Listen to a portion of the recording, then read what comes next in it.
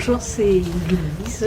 J'espère que vous allez bien, parce que là, je vais vous parler d'un créneau que j'adore, c'est-à-dire les livres qui s'adressent aux préscolaires. Alors, je commence avec un titre qui est tout à fait à propos, c'est-à-dire Le voleur de feuilles. C'est publié aux éditions scolastiques. Alors, bien oui, cet écureuil roux se demande qui a volé la feuille qu'il contemplait depuis quelques jours. Alors, tout le monde lui dit, ben, on ne sait pas, on ne sait pas où est tombée, où est partie ta feuille. On me l'a volée. Alors, le lendemain, une autre feuille disparue. Hey, Olivier, sais-tu où est passée ma feuille? Non, je ne sais pas. On me l'a volée. Alors, finalement, comme ça, tout le long du livre, il se pose la question. Et puis, tout le monde lui dit de se détendre. Là, c'est quand même pas la fin du monde. Une feuille perdue sur tant de feuilles que contient un arbre. Mais ça l'intrigue vraiment, cet écureuil, et c'est très amusant de le raconter à haute voix, de faire sourciller les enfants en racontant cette histoire-là. À un moment donné, il dit, je sais qui a volé ta feuille. Ah oui, qui ça? Le vent. Eh bien oui, le vent d'automne. Et les feuilles, comme on sait, qui faiblissent à ce temps-ci de l'année, ben, se font emporter par ce vent. Alors, c'est un livre qui donne une belle occasion de parler du changement de saison. Et c'est très dynamique, je vous le propose, certainement. Ensuite, bon, Super Mouse. Oui, c'est un titre anglais, mais ça fait héros. Donc, Super Mouse, qu'est-ce qui se passe avec cette souris qui serait héros? C'est qu'il va enquêter sur le vol d'un fromage. Parce que dans ce village, on fêtait la sortie de cette merveille, un des meilleurs fromages. Je ne sais pas si vous voyez. Ce qui est amusant, c'est qu'il y a des pages à rabat comme ça qu'on peut soulever. Puis ça, on aime beaucoup ça quand on a 3 ans, 4 ans, 5 ans.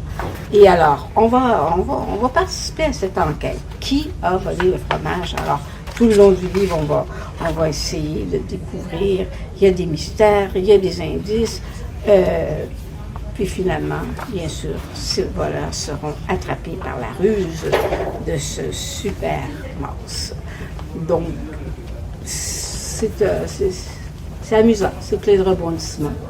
Voici Super Mouse aux éditions Tigre et compagnie. Un autre titre maintenant, J'ai rêvé d'un éléphant. J'ai rêvé de regarder la douceur de ces illustrations. C'est magnifique. De toute façon, l'éléphant, c'est un animal qui attire beaucoup l'imaginaire des enfants. On en a vu, on en verra encore, mais cet éléphant-ci, un bel éléphant bleu, son rêve à lui, c'est d'avoir des ailes. Mais bien oui, des ailes. Alors, ça prend de bonnes ailes pour essayer de soulever ce mastodonte. Et puis, il y a un petit oiseau qui va l'aider. Et en confiance, c'est quoi le secret des ailes? Et puis, tu sais, on essaie de participer à ce que ce rêve arrive. Et finalement, il y a une petite fille qui va en dessiner, qui va en chercher, puis on va finir par lui trouver les ailes qui conviennent. Regardez, il va s'envoler. Alors, c'est joli, c'est ce qu'il y a le plus à dire, c'est joli, c'est des rêves peuvent se réaliser parfois, et puis c'est bien dit, c'est bien raconté. Donc, J'ai rêvé d'un éléphant aux éditions du Père Fouettard. Bon, vous connaissez ce titre, on le dit, on le chante. Alors, j'ai lu Le Lion, le Renard et la Belette aux éditions Alice. Alors, c'est une histoire racontée, inventée. Un renard arrive un beau matin, évidemment, il cherche une poule et c'est finalement une belette qui a une poule dans les mains. Regardez, c'est très dynamique, c'est instantané, c'est du... entre guillemets, cartoon un peu, mais c'est amusant. C'est amusant à raconter, c'est aussi à voix haute, idéalement. Je vais vous montrer, par exemple, ici. Miam, boulette, poulette, nazette. Une fête. Chouette, chouette, j'aime les fêtes. Bon. Alors, c'est dynamique. Et puis, finalement, le renard, je dis renard, on va essayer de trouver une solution pour éloigner la belette. Alors, elle va l'inviter à une fête. Par là, on voit on peut faire remarquer tous les petits détails de ces illustrations-là aux enfants parce que c'est des illustrations où il y a de l'action. Et on va arriver finalement à enlever la belette et ensuite on va prendre le lion. Donc, l'histoire finit bien, tout le monde est content parce que la fête, la grande fête, elle est organisée pour les poulettes. Voilà.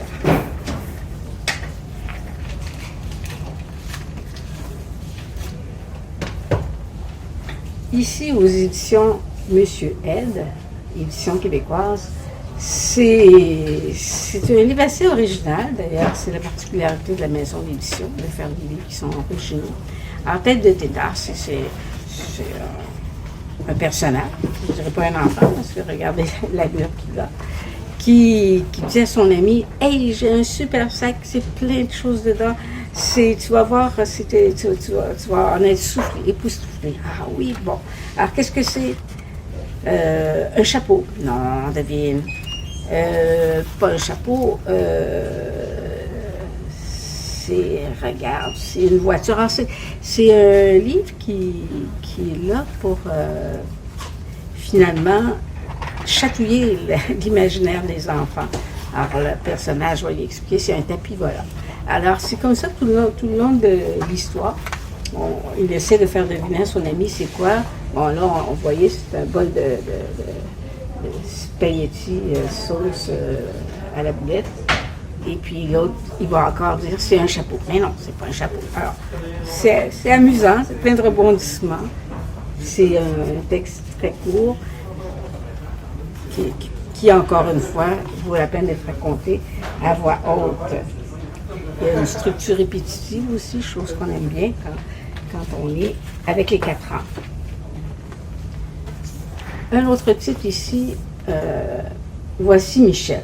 Bon, c'est qui ça, Michel? C'est la collection Grimace aux éditions de 400 coups.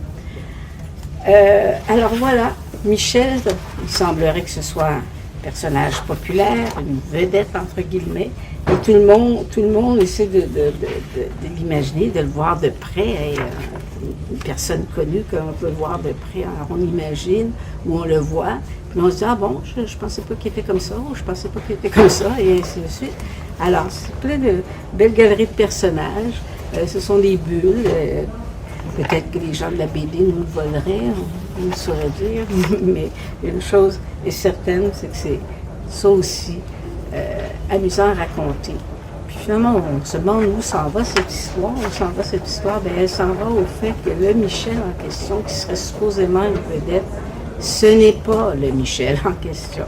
Alors, c'est un livre où on est surpris comme lecteur de voir le déroulement de l'action, puis de voir que finalement tout le monde s'énerve. C'est peut-être le temps de parler aussi de c'est quoi être vedette. Est-ce que c'est nécessaire? Voilà. Voici Michel. Et un autre thème, un autre titre qui s'appelle Bobo de malheur, aux éditions Initiatis, les bobos. Entre 3 et 6 ans, là, je ne sais pas si vous, comme parents, comme enseignants, éducateurs, vous avez une boîte de pansement dans votre tiroir parce que c'est vraiment nécessaire. Les enfants, les bobos, ça les intrigue, ils aiment ça. Ben là, on va voir les bobos que cette petite demoiselle se fera pendant la période estivale, peut-être plus particulièrement. Et chaque bobo a son histoire finalement, et c'est bien ce que l'on va voir dans cette histoire-là. C'est amusant, Marie-Hélène Jarry passe au premier album, et ce qu'il y a de bien, c'est de pouvoir dire à voix haute les mots que l'on voit en couleur. parce que ça représente bien ce que c'est un bobo. Donc, simplement pour le thème des bobos, c'est bien de l'avoir dans sa bibliothèque. Et pour finir, et comme ça aussi c'est de saison, les monstres. Alors c'est Jojo l'affreux. Jojo l'affreux qui se pense bien affreux, qui se pense apeurant, puis qui décide d'écrire une lettre au bambin qu'il avait choisi comme héritier de pour lui faire les peurs. Mais cet enfant-là n'a franchement pas peur. Il dort bien, il n'y a rien qui l'impressionne, ce qui décourage pas mal ce monstre-là. Et il va partir, puis il va lui écrire une lettre que l'on peut lire avec beaucoup de sensibilité. Tu sais. On comprend le désarroi de ce monstre-là. Et c'est vraiment joli comment c'est illustré, ça aussi. Et puis le texte se lit facilement. Il raconte un peu, tu sais, dans quelle famille il était, qu'il a le nez de son père, qui lui pourtant faisait peur aux gens. Et puis, on suit sa vie et son émotion. Donc, un livre de monstres de plus à mettre à la bibliothèque, il est original, vraiment original. Donc, Jojo l'affreux, aux éditions Marbeau. Qu'est-ce que j'avais dit de particulier? Je m'excuse de prendre mes notes, mais dans ce cas-ci, ça vaut la peine. Évidemment, je peux faire besoin. Oui, il y a aussi le sujet de la correspondance, écrire à quelqu'un, faire un mot à quelqu'un. Quand on a 4 ans, 5 ans, on n'écrit pas, mais on peut être capable d'exprimer peut-être ses émotions. Voilà. Donc, à retenir aussi. Bonne fin de journée.